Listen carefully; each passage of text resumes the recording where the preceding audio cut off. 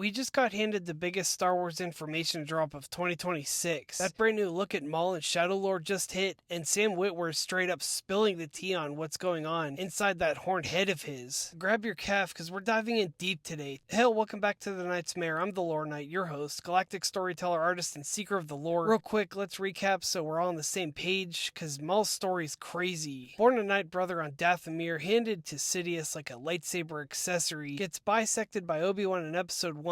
Most dudes would stay dead, but not this guy. Crawls through trash on Lotho Minor, losing his hand. Savage Opress finds him, Mother Talzin hooks him up with robot spider legs, then real legs. Builds the Shadow Collective, Black Sun, Pike Syndicate, Death Watch, takes Mandalore, gets wrecked by Ahsoka in the Clone Wars finale, spills the beans about Sidious, and boom, Order 66 happens. That's where Maul Shadow Lord picks up. 1 year later, April 6th on Disney+. Look at his new look, dude. No more screaming Sith rage. This is Shadow Lord Maul, emerging from literal shadows on some backwater planet the Empire hasn't touched yet. He's got sleeker robes, double saber still red as ever, but the lighting, man, it's darker, grittier, Clone Wars Season 7 on steroids. Filoni and the team looks like they went hard with this one. Witwer even shot live-action reference footage for the animators, so the micro-expressions hit different. And this isn't the guy who just wants revenge anymore. He's the guy rebuilding an empire. His empire. Sam Witwer sat down with Star Wars Insider and dropped absolute gold. Maul's confused, a little apprehensive. All those plans to insulate himself from the Empire, gone. People who were supposed to have his back, also gone.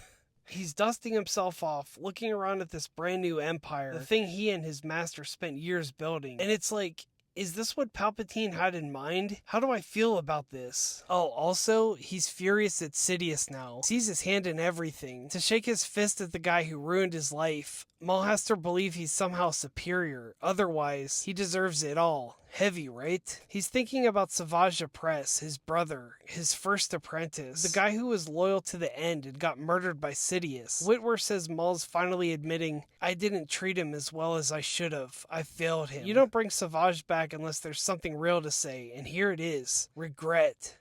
From the guy who literally had no emotions except rage? That's growth, man. Dark character growth. And then there's Rook Kast, Mandalorian warrior, his first lieutenant. For the first time, Maul actually listens to her, learns that being a Shadow Lord means delegating and trusting, at least a little. Unlike Palpatine, who never listened to anyone, Maul's learning to fight with words, manipulation, and persuasion. Responsibility behind every move. This show is bad guys versus worse guys, and Maul's on the less worse side, kinda. The biggest jaw dropper, his new take on the Jedi. Trained his whole life to hate them, destroy them, but now he's looking at the galaxy and going, man, we could sure use a Jedi Knight or two around here. At least the Jedi had principles. You knew where they stood. The Empire? Just naked power grabs, no values. He actually respects the Jedi more than the Empire now. Plot-wise, he's on this untouched planet, rebuilding his syndicate, crossing paths with a disillusioned young Jedi Padawan, a Twi'lek Force user who's not living up to her potential. Could she be the apprentice he needs for his revenge tour? We're getting the bridge between Clone Wars and Solo/Rebels now. So how he goes from broken survivor to Crimson Dawn boss. It's 10 episodes, the first 2 drop April 6th, then weekly until May 4th. The voice cast is stacked, man. Vanessa Marshall's back as Rook Kast. Here's Filoni's mandate for the show. Make everything better. Acting, story, cinematography.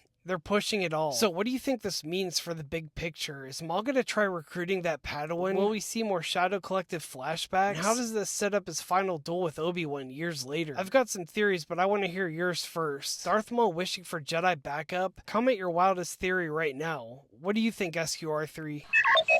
I don't know, that's a crazy theory. Would you team up with Shadow Lord Maul or run the other way? Hit that like button if you're counting down to April 6th. Subscribe for more weekly lore drops like this, and drop a Hail the Shadow Lord in the comments if you're as hyped as I am. Your Lore Knight signing off. May the Force be chaotic, and I will see you next time.